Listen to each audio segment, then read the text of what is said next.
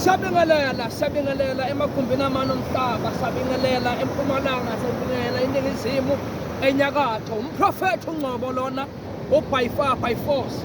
Ngaleza kwethu ngilapha eCape Town, olwandle, ngizokhulekela wena othi anguthola umsebenzi, ngizokhulekela wena othi mina ngiphumelele, ngizokhulekela wena othi ibhizinisi lami limile, ngizokhulekela wena othi ekhaya asazwani. Lalela-ke nayi into ongamane uyikhohlwe, njalo ngolwesithathu kuba umgqibelo.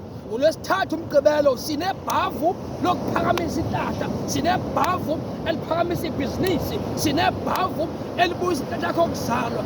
Bese uthi njalo ngolwesibili ngigeza umuntu kuphela othi mina mprofethi angisebenzi.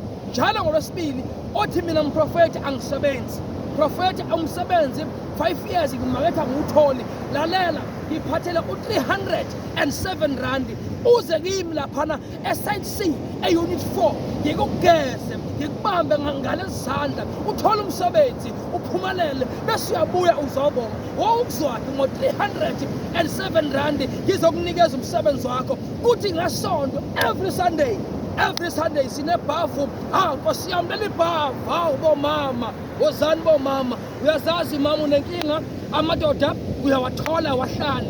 Indoda nithi nje ningalala kube ngathi usukhelwe ngentothoviyane, kube ngathi ugqume ngomsuzwane ivele kwenyanya. Gijima every Sunday, sine-snake bhavu la khona wonke umuntu ngizomvulela inhlanhla yamadoda anemali, inhlanhla yamadoda azowulobola, azokuphatha kahle, azokunakekela. Ngithinte kule namba njengamanje 079-808-1608. Mamela nakuwe kuzokwenzeka. Mprofethi Ngcobo ukhona eCape Town, by far by force uzophumelela.